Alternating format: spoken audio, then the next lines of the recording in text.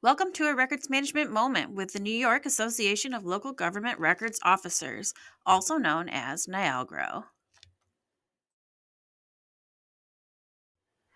To scan or not to scan? That is the question.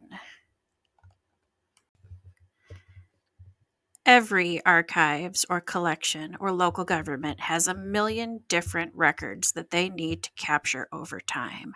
But deciding which ones to prioritize or scan first is an important task. We need to use what's called selection criteria. Selection criteria defines our priorities and helps us to measure the need to scan each record's type against them. Selection criteria are a series of questions we ask about each type of record. And if they meet those specifications, then we move forward with the scan.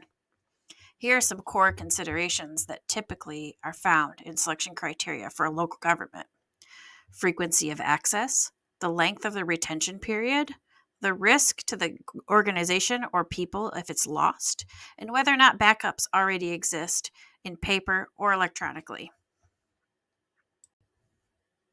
In terms of frequency of access, there are two main components that make these good candidates for scanning. One of those components is if it's digitized and indexed well, would that save you a lot of time because you have to access them a lot and you'll find it more quickly? Or another element is, are they fragile? And every time they are accessed, whether that's super frequent or just some of the time, do they get damaged? The length of the retention period plus the volume of records being retained tend to be the second area we consider. Basically, the question is, if I have to maintain this for 50 years and every year we're creating more of these, is it going to take a lot of space to store them for a long time? Or another question is, can the material that they're created in survive that period of time? Those are both things that we have to think about.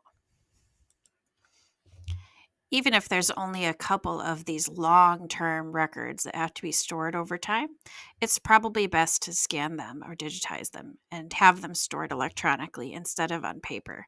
And that's mostly because when you remove those from the space, there's more room for those things that have trivial value that you can throw away quicker.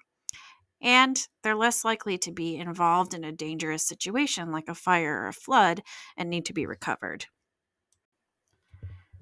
The risk of keeping things in a non digital format or on some technology device like a USB that can be obsolete quickly is sort of underlying all of these previous questions.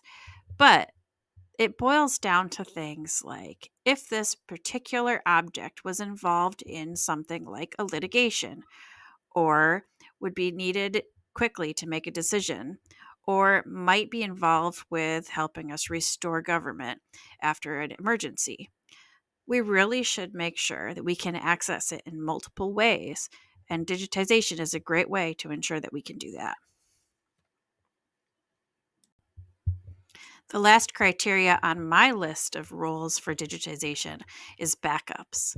Maybe you already have two copies on paper, or maybe you have something on microfilm already. If that's the case, and you don't access these items very frequently, it's probably best to let go of the paper copy and just keep that preservation copy or just one copy and let sleeping dogs lie for now, especially if they really have very low risk. That's not to say that you don't want to keep these guys in the back of your mind for a later date. They just may not be the first thing that you choose to digitize. Let's go through a couple lists of our favorite things to digitize in local government. You'll note that these are all things that should be publicly available to your clients, the public that live in your area. Local laws, proclamations, resolutions. In New York State, we need to have these on a website at this point. So, definitely want to start digitizing those as soon as you can. While these records are not records that should be publicly available, they are certainly enduring value. We really need to be able to access these records at a moment's notice either because the person who is inquiring is the subject of a vital record or the close relative of one, or they're the employee that needs to see their payroll, or there's some other consideration that's being looked into, like a background check. These are things that we need to access quickly because it's the law and it's important. Not to mention, can you imagine the amount of risk that these types of records hold? Keeping them safe and secure and in multiple formats is a must. Here is another set of highly important records that may enter into your categories for preservation, probably after the vital records and those publicly accessible records, but they're still very high priority. For example, in a disaster situation, you may need to access those building maps and plans very quickly. And if they're on paper, it might be really hard to do that, especially if there's something going on in the physical environment, like a flood or a fire.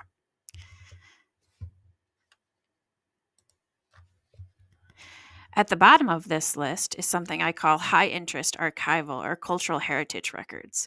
These are things that oftentimes you find at your historian's office, and they mean a lot to the public. And I think that digitizing them is also a high priority, even though it's less risky not to, because it really shows the public that you care about their cultural heritage, their history, and the things that are important to them as well. When it comes to digitizing your records, the most important thing to think about is progress over perfection. What I mean by that is every time that you digitize something of value, you add to the collection of things that are more accessible and ready for your public's needs. And that's always a good thing, even if you can only do it piecemeal and a little bit at a time. What about if you get grant funds and you can get it all scanned at once? You should absolutely do that. Just keep in mind that analyzing your materials and deciding what to prioritize is still important because then you'll know things about your records and be prepared when you're trying to store them. You'll know how to store them in a way that will make them best accessible to you and how to leverage their value. Always, the goal is to get things accessible and keep them safe for the long term. And so you're on the right track if you're going down this road. And happy scanning.